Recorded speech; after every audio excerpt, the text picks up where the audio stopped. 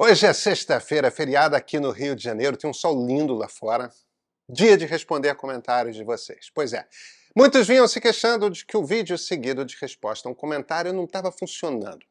Ficavam muito longos e, de certa forma, distraíam. Tinha ali uma certa mudança de tema que tirava o foco. Pois bem, eu tenho zero convicção de como é o melhor método para fazermos essa interação. Então vamos experimentando. Essa semana...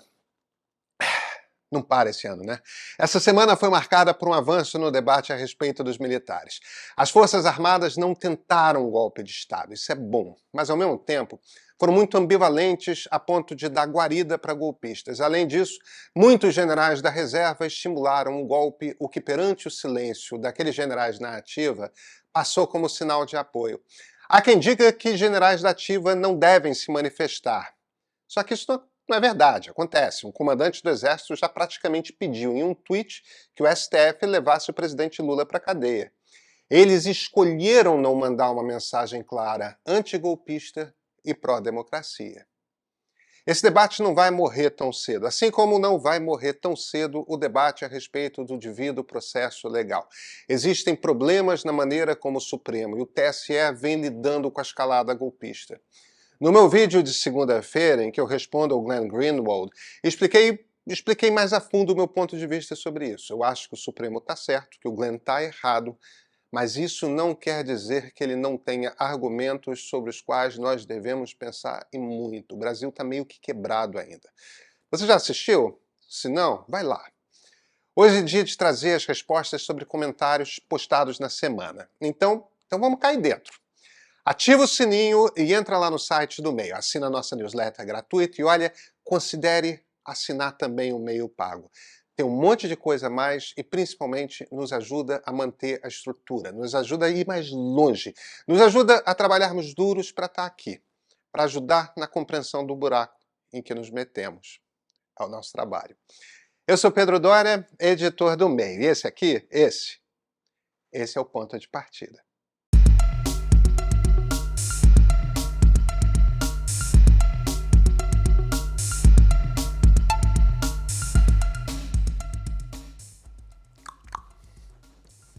Vamos começar com o Gust Home.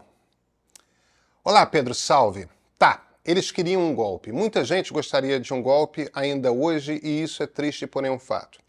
Um ponto que acho importante e não vejo a mídia abordar é o que aconteceria caso tivesse ocorrido um golpe.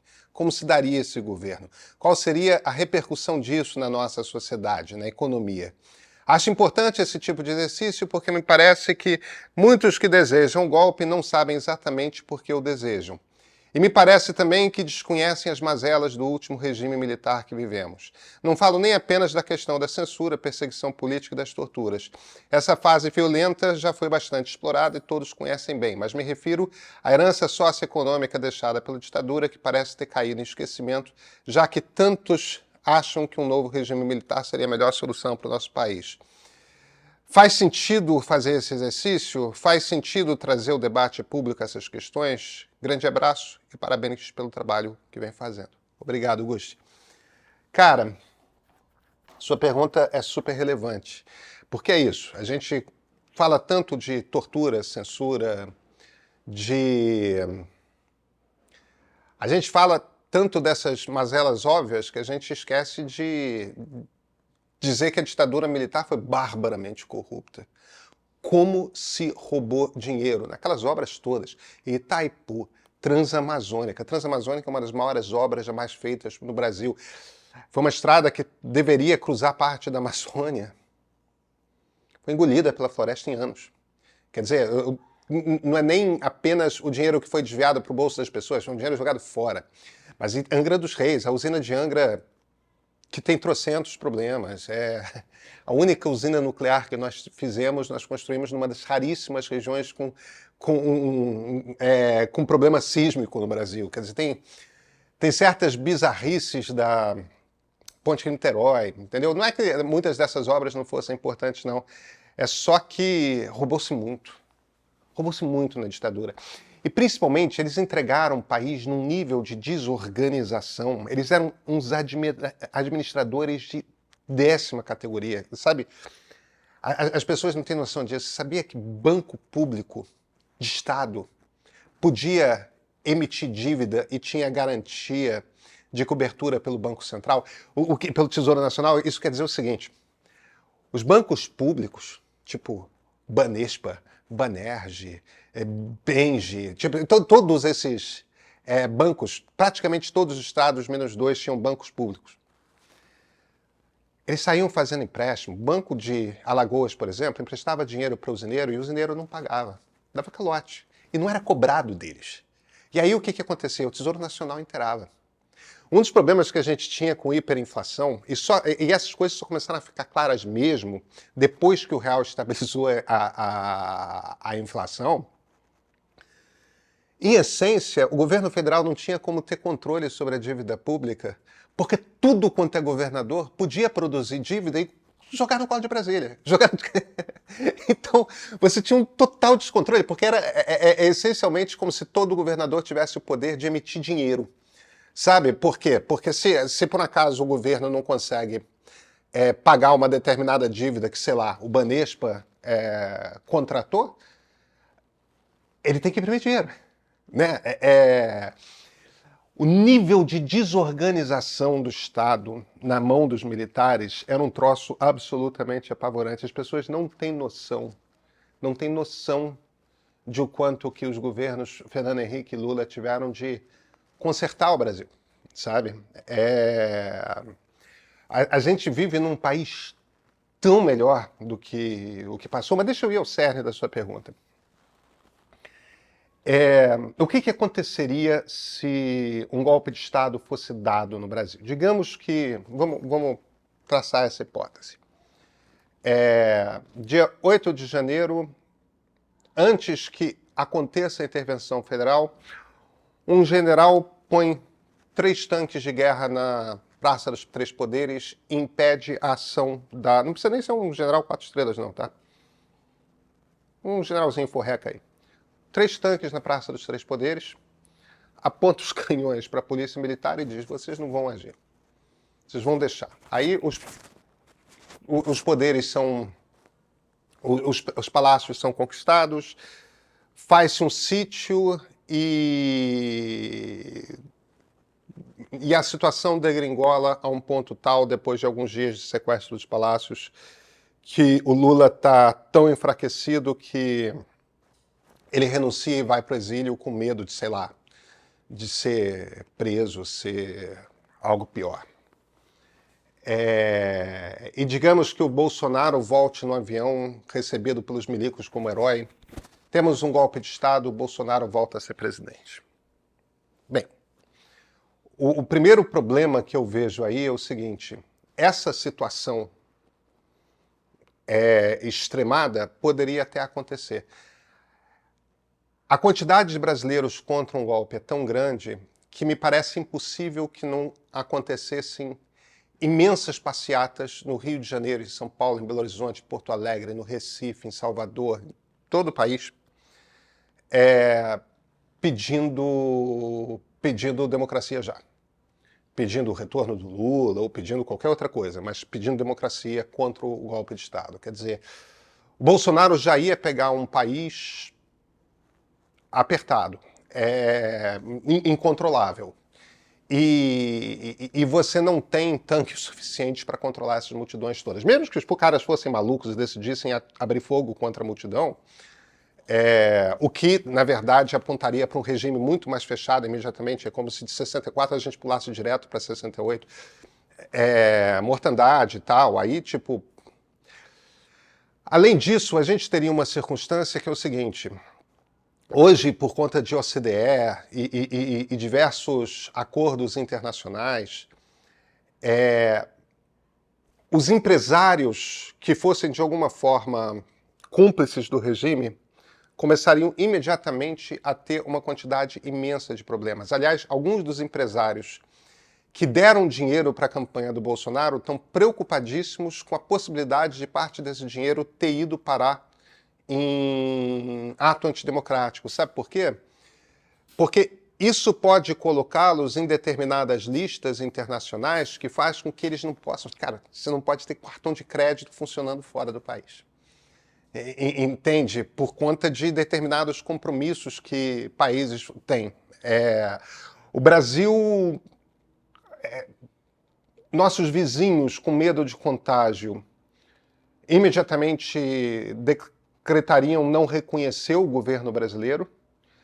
A União Europeia possivelmente não reconheceria o governo brasileiro. Isso não quer dizer que todas as importações do Brasil cessariam, mas isso quer dizer que o Brasil só ia conseguir exportar para a Europa aquilo que a Europa precisa muito e em condições muito adversas, numa situação similar à questão do gás e do petróleo russos hoje. Possivelmente, se houvesse um acordo que um golpe de Estado desse tipo de coisa é intolerável, e eu tenho a impressão que há muita possibilidade de um golpe desses ser considerado intolerável pela comunidade internacional, basta que Estados Unidos e União Europeia estejam de acordo com isso, que o Brasil poderia, no limite, até ser cortado do sistema SWIFT, que é o que aconteceu com a Rússia, né? E a partir daí você não consegue mais fazer transações internacionais em dólar. Então, tudo... Gente, eu não acho que perante um golpe de Estado o governo Bolsonaro conseguiria durar 6 meses. Agora, isso não quer dizer que seria mamão com açúcar depois. Temos democracia? Não. Aí é um trauma de ruptura tão violento que pessoas teriam de ter saído do país, né, partido para o exílio. Aí é meio que começar do zero. Agora, de qualquer forma, o motivo pelo qual a minha convicção é essa: os generais não tentaram um golpe de Estado, o alto comando do Exército, não é nem por convicção democrática, não. Eu acho que eles fizeram esse cálculo. Eu acho que eles entendem que eles não conseguiriam sustentar essa ditadura. Você até consegue num país tipo uma Nicarágua, né, um país-eco. Agora, num país com 11ª economia do mundo, tamanho continental do Brasil, é muito difícil você conseguir, no mundo de hoje, sustentar um troço desses sem que haja já um clima internacional, né? Sem que haja ditaduras explodindo no mundo todo, golpes de Estado explodindo no mundo todo, tal. Por isso que se fala tanto que a maneira como se faz golpe hoje em dia não é fazendo um golpe, é você ir dinamitando aos poucos a Constituição, que é certamente o que o Bolsonaro faria, mas ele tinha que ser eleito para isso. Você tem que manter essa crosta de democracia, fingir que é democracia. Isso inclui as eleições. No momento que você não consegue ganhar a eleição, fica muito mais difícil você implantar uma ditadura hoje. Então a minha resposta é essa. Eu acho que um golpe não duraria muito tempo. A gente não teria uma ditadura longa. A gente teria uma ditadura de alguns meses e um país ainda mais partido do que ele está hoje. Vamos lá. Néia Fernandes. Pedro, as decisões monocráticas do Alexandre de Moraes foram referendadas depois pelo colegiado do Supremo. Qual delas ainda são monocráticas? Cite, por favor, porque devo estar desatualizado. Obrigada pelas ótimas análises. Não, Nélia, você tem razão. As decisões do ministro Alexandre vêm sendo referendadas pelo Supremo. Olha, o Supremo referendou também todas as decisões da Lava Jato. E eu não estou tentando aqui, Lava Jato, aquele horror, tudo mais. O ponto, fundamentalmente, que eu estou tentando fazer é que a maneira como a coisa se encaixa o ministro Alexandre tem 2 características que são importantes nesse processo, para a gente compreender o que está acontecendo. Uma ele conhece o sistema policial profundamente. Ele conhece a Polícia Federal, ele conhece a Polícia Civil, ele sabe falar com o policial. E ele sabe muito em detalhe como é que investigações funcionam, onde que estão os maneiros curtos, os caminhos longos,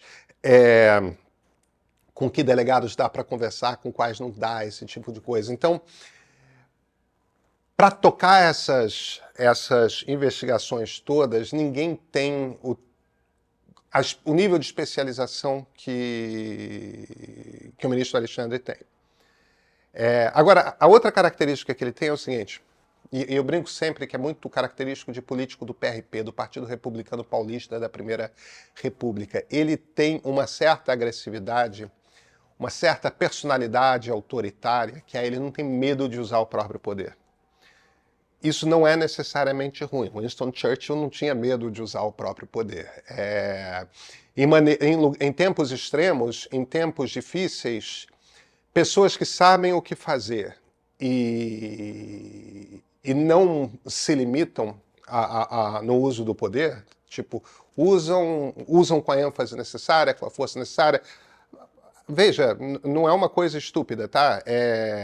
Ele sabe também quando dá 2 passos atrás. Ele sabe que brigas, ele escolhe que brigas ele compra, tudo mais.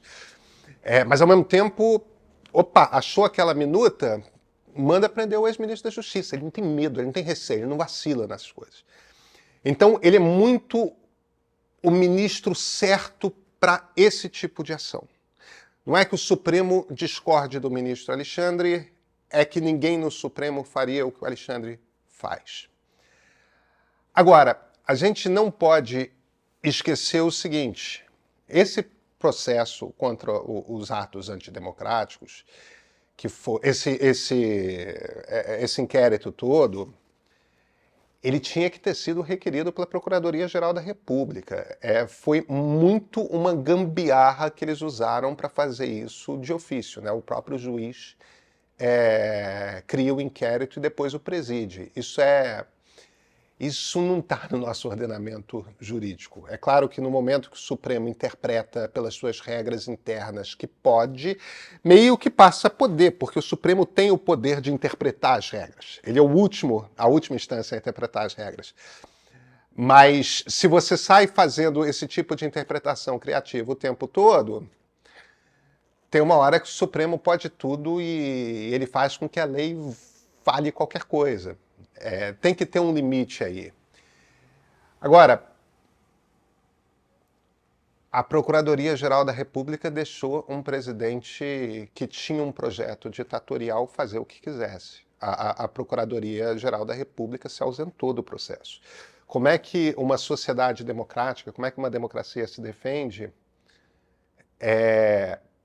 se isso não acontece? Se você não tem quem a defenda, se os advogados da sociedade decidem representar o governo e não a sociedade.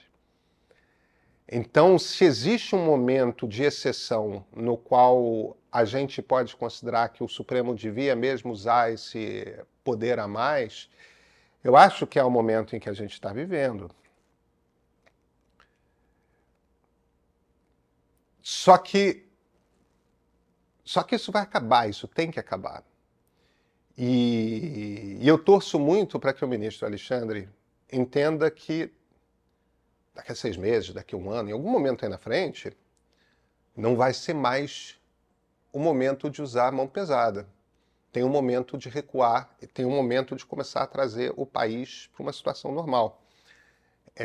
O medo de muita gente, isso é o meu medo também, tá? O medo de muita gente é que ele não tenha. É que poder embriaga, sabe? Então, quando não precisarmos mais, como é que a gente faz? Enfim, olha, Gugu CDA, eu adoro os nomes com os quais vocês assinam. Será que o centro aceita, Pedro? Acho que mesmo Lula rumando mais ao centro, existe uma mácula na figura dele e do PT que acho difícil de ser superada. Talvez com o sucessor isso mude, mas ainda espero de verdade que a direita democrática, ou pelo menos racional, nasça para que possamos ter uma eleição mais tranquila em 26. Mais legal é que escrevi isso sorrindo. É muito bom poder fazer conjecturas com a certeza de que em 26 teremos eleições. Gugu, eu também. Deixa eu falar uma coisa.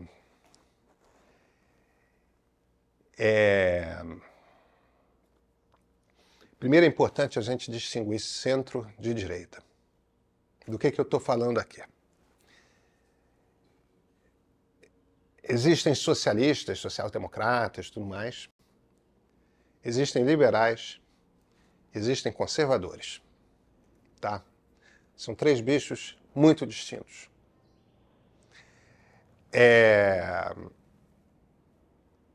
Liberais e socialistas, social-democratas estão no grupo de socialistas, seria a versão mais light deles, têm em comum o desejo de transformações na sociedade.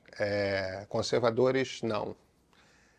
Liberais tendem a compreender a economia de uma forma mais parecida com conservadores. Por isso que eu entendo liberais como esse bicho que está no meio. Quando a gente vai falar de... Liberal de verdade, tá? Quando a gente vai falar de sexualidade, de gênero, de racismo, mesmo quando a gente vai falar de serviços essenciais à sociedade, né? Educação pública de qualidade do nível básico, né? Até o nível médio, até o ensino médio, quando a gente vai falar de saúde pública e gratuita e tudo mais, na maior parte das vezes liberais vão concordar com a esquerda.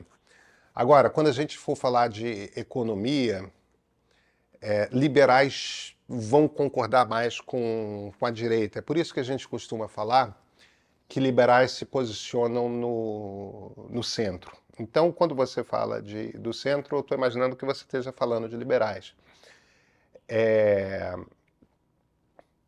Existiu um momento no governo Lula I em que ele de fato tinha se movido ao centro e ele tinha uma política econômica bastante centrista,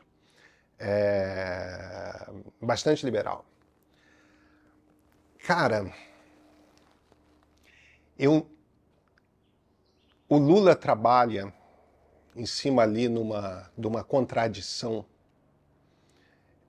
que ele estimula. O discurso do Lula hoje é um discurso mais à esquerda do que era nos governos Lula I e Lula II, tá? O Lula é um presidente que faz um discurso de esquerda. Ele, essa semana mesmo, anteontem, na entrevista que ele deu para minha colega jornalista Natuza Neri, o que ele estava falando era que não dá para juntar responsabilidade fiscal e responsabilidade social por causa da ganância. Isso é uma bobagem. Isso é uma bobagem. Entendeu? Responsabilidade fiscal é o governo não gerar inflação. É conseguir gerenciar de forma responsável as suas contas para gastar com aquilo que acha que precisa gastar. Como, por exemplo, Bolsa Família, ensino público de qualidade, entendeu? A gente precisa de gestão de qualidade, de pessoas que de fato entendam do assunto e que trabalhem baseado em dados. O que quer dizer dados? Vem cá, as escolas, quais são os dados que estão vindo das escolas? As crianças estão aprendendo o que não estão aprendendo? Em que escolas não estão aprendendo? Por que não estão? O que tem que mudar? Quais são as escolas que ensinam bem? O que tem diferente na escola que ensina bem e na escola que ensina mal? Entendeu? Baseado em dados. Que é, no fim das contas, a posição liberal. E o pior de tudo é o seguinte... A experiência do Ceará é super compatível com isso. E eles puseram a experiência do Ceará no MEC. O Haddad está falando o tempo todo de responsabilidade fiscal. É só do que o Haddad fala. Entendeu? Como ministro da Fazenda. Está tudo certo. Do ponto de vista do centro, o governo parece, com exceções, né? Mercadante no BN10, evidentemente, ninguém no centro gosta, mas... Tudo bem, é um governo de união nacional, de frente ampla, faz parte. Então, o ponto aqui no qual eu quero chegar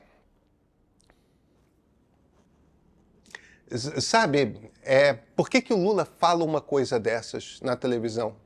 Entendeu? Ganância, que bobagem. Entendeu? Primeiro, porque ganância não é crime. E segundo, o que é ganância? As pessoas querem ganhar mais dinheiro? Quem presta dinheiro é porque acha que vai ganhar mais. Quem faz uma fábrica é porque acha que vai ganhar dinheiro. É assim que a gente funciona. Entendeu? É isso ganância? Agora, tem que cobrar imposto? Então cobra imposto. Cobra imposto. Entende? E aí as pessoas pagam. E se alguém sonegar, Receita Federal cai dentro. Entende? E se muita gente começar a tirar dinheiro do país, aí o país tem que começar a pensar, será que eu estou cobrando imposto demais? Será que as pessoas não estão conseguindo, estão achando que não se faz dinheiro o suficiente no Brasil, é melhor investir num país fora? Se isso for, então a gente tem que rever mesmo o que acontece no Brasil. Agora, o ponto é, o discurso do Lula não combina com o governo que o Lula está fazendo. O Lula está fazendo um... O Brizola tinha essa frase, né? O Lula... acho que era do Brizola essa frase, mas eu já ouvi ela aplicada ao Lula. O Lula governa como quem toca o violino, né? Você pega a esquerda e toca com a direita.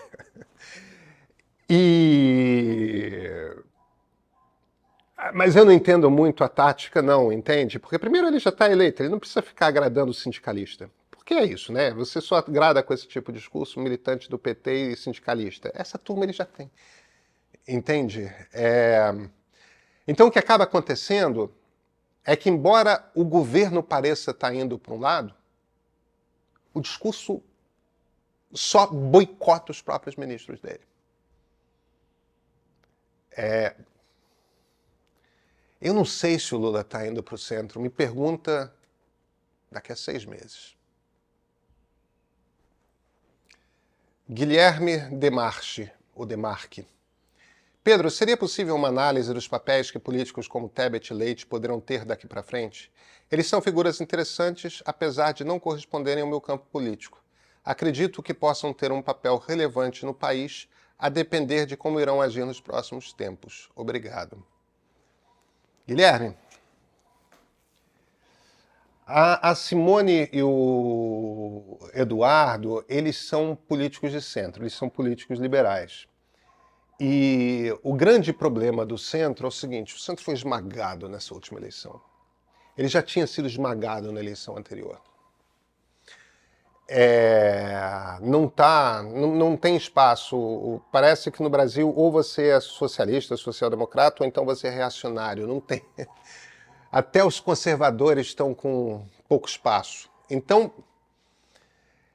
a gente está numa situação que eles não têm muito o que fazer, tá? Porque o eleitor não está naquele lugar.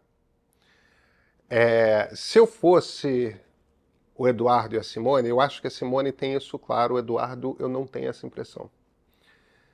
Se eu fosse um dos dois, eu me manteria nesse lugar, que é o lugar natural deles, o centro, entendeu? Dentro do liberalismo. Se não for no próximo ciclo eleitoral, no outro haverá espaço para um discurso liberal, porque essas coisas são cíclicas. Agora, o que pode acontecer nos próximos 4 anos que abre espaço para um ciclo liberal, que abre espaço para um candidato com um discurso liberal ter chance? Eu acho que depende muito do jogo político e depende muito dos processos a respeito dos casos, dos atos antidemocráticos. O que eu quero dizer com isso?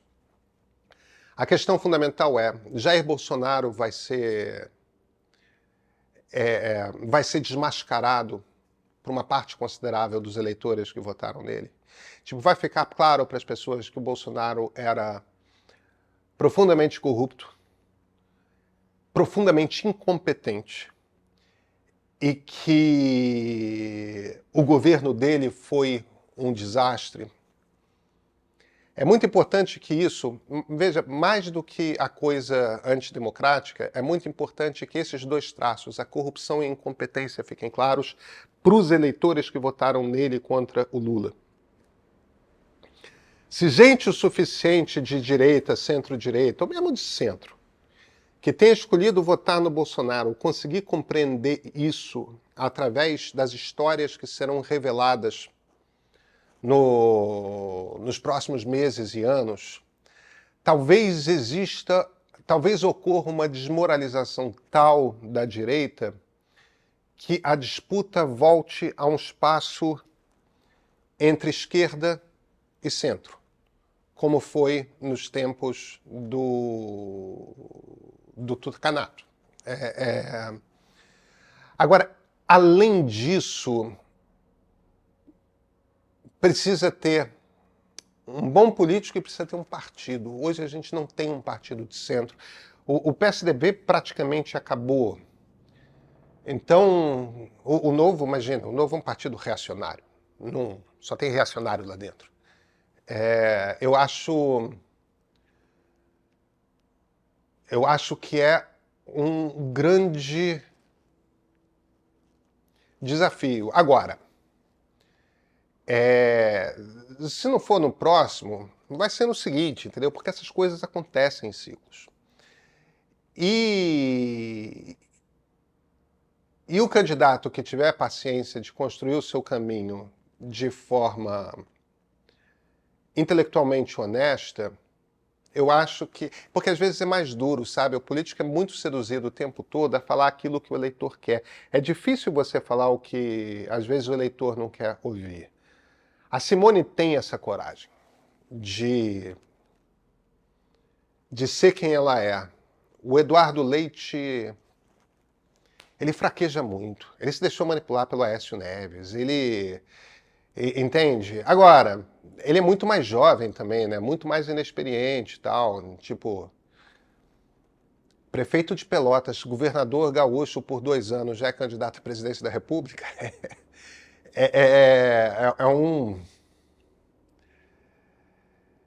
Ele, obviamente, é um político com talento. Então, vamos ver. Agora, imagina. Um país com Eduardo Simone e Haddad como candidatos à presidência da República, eu acho que isso é um bom país. Sabe? Só falta ter alguém de direita, algum conservador bacana. Tá difícil achar, né? Emerson Nóbrega. E continua a pedir que o Pedro e Christian façam algo, talvez um quadro sobre livros, indicação de livros. Emerson, é uma ideia, mas deixa eu te falar uma coisa. No Pedro e Cora, toda terça-feira, no fim do programa, a Cora Ronen sempre dá uma dica de livro e ela é uma das leitoras mais profícuas que eu conheço, no sentido de que ela lê muita coisa diferente. Então, as sugestões de leitura que ela faz são sempre muito interessantes, muito curiosas, muito surpreendentes. Eu não estou dizendo que eu, Christian, Marilis, Flávia, Bruna, a gente não possa vir a fazer esse tipo de coisa, não. Podemos. A Cora já faz. Terça-feira, no Pedro e Cora, bloco final do programa. Valeu, gente.